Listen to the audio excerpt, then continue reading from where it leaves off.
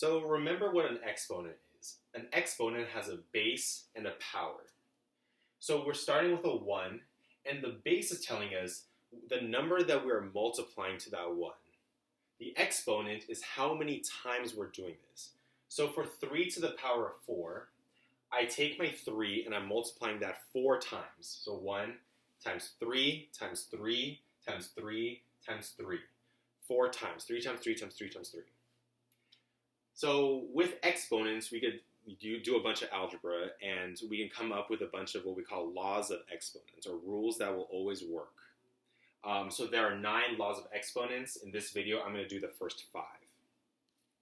So the first law is, let's say we have 3 to the power of 1. What does it mean if it's 3 to the power of 1? Okay, well, we're starting with a 1 because 1 times anything is itself, so I could just do 1 times something. 3 to the power of 1. I have to multiply this, the base is 3. I have to multiply that 3 to my 1. How many times am I going to do it? I'm going to do it 1 time. So do 1 times 3, and I'm only doing that once. 1 time. 1 times 3, I hope we all know, is just 3. 3 to the power of 1 just equals 3. That's my first law. 3 to the power of 1 equals itself, 3. Any number to the power of 1 is itself. Okay, simple. And you might be thinking, okay, well, we've been doing a lot of positive exponents. What happens if we have a negative exponent? 3 to the power of negative 1. Okay, well, 3 to the power of negative 1. Negative is the opposite of positive, right? So instead of doing repeated multiplication, negative means do the opposite. We're going to do repeated division. I start with my 1, and instead of multiplying 3, I'm going to divide 3. So 1 divided by 3. How many times do I do that? I do that 1 time because it's to the power of negative 1.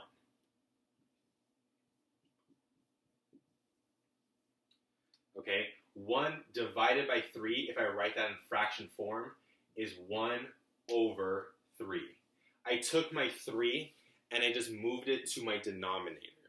So it makes it into a reciprocal. So that is my law number 2. 3 to the power of negative 1 equals 1 over 3. I took whatever my base was and I moved it into the denominator. Okay, so that makes sense if we have 3 to the power of negative 1. But what if we have 3 to the power of negative 4? It's still negative, but it's not 1 anymore. It's negative 4. It's the same idea. This equals 1. We're starting with a 1. Now we're going to do repeated division. Okay, repeated division. So 1 divided by 3, divided by 3, divided by 3, divided by 3. 4 times.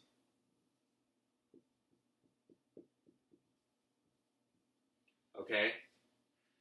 And not gonna lie, this looks really messy, having all these division signs, especially when we're in the high school level, especially upperclassmen level. We don't want to see all these division signs. It gets really messy. So we know that dividing a number is the same thing as multiplying 1 over that number. So instead of doing divide 3, divide 3, divide 3, I'm going to write it as a fraction each time and do multiplication. So this divide 3 becomes times 1 over 3. Same thing here. This divide 3 becomes times 1 over 3. This divide 3 becomes times 1 over 3. This divide 3 becomes times 1 over 3. So I have 1/3 times 1/3 times 1/3 times 1/3.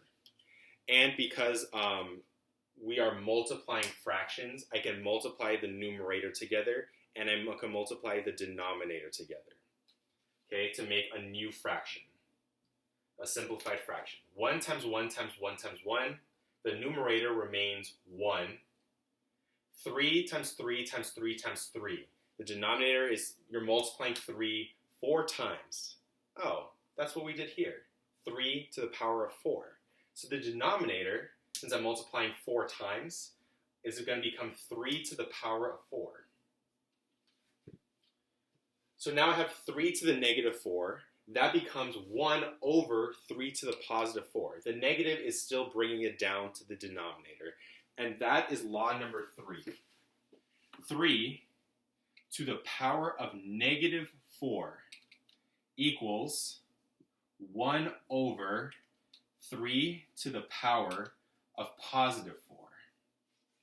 So it doesn't matter what number the negative is, it just brings the whole thing down to the denominator.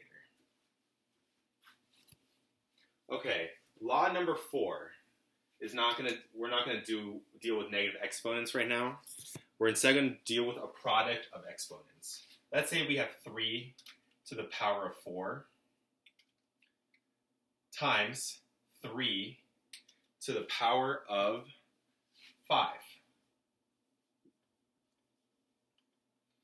Okay? 3 to the power of 4 times 3 to the power of 5.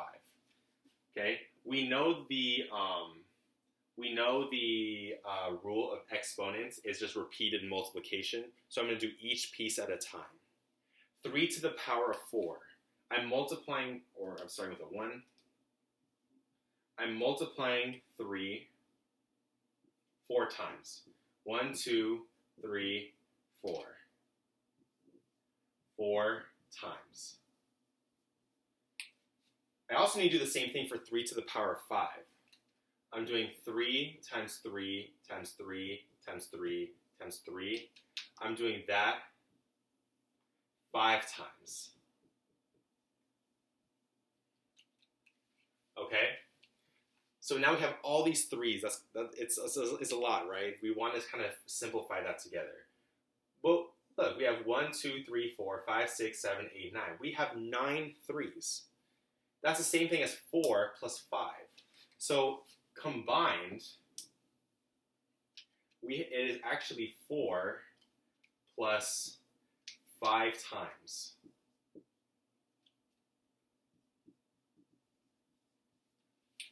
It's 9 3's, or 4 plus 5. I'm adding the number of times together. So if I write that as an exponent, what is the number I'm multiplying over and over? It is 3. I'm multiplying the 3 over and over. And how many times am I doing it? I'm doing it 9 times, or 4 plus 5.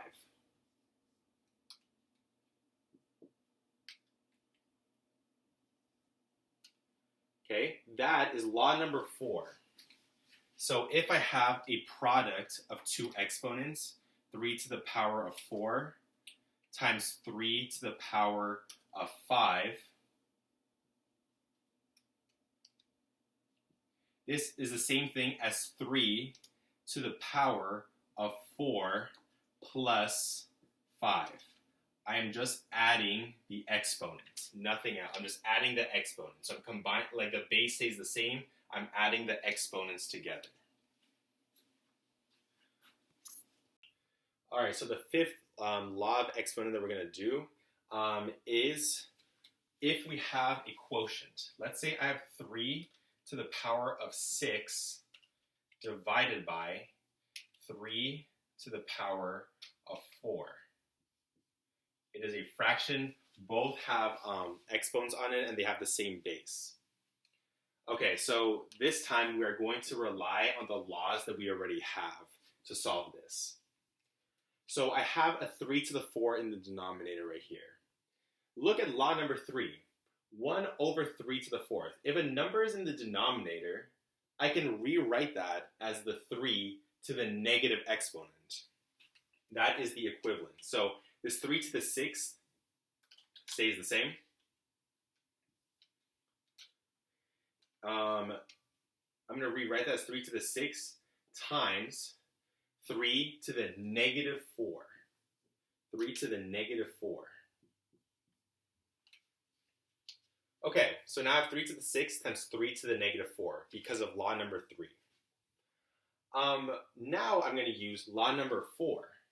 So if I have a product of exponents, I could just add the exponents together. Well, I have that here. I have 2 3s and I have 2 exponents here.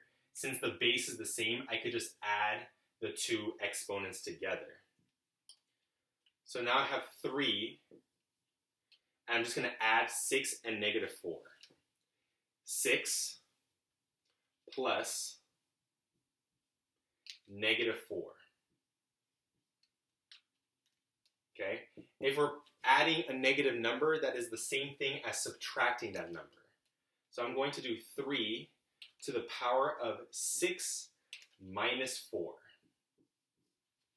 So when I have a fraction 3 to the 6 over 3 to the 4, that is the same thing as me taking the fraction and doing 6 minus the denominator exponent, which is 4.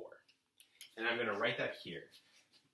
3 to the power of 6 over 3 to the power of 4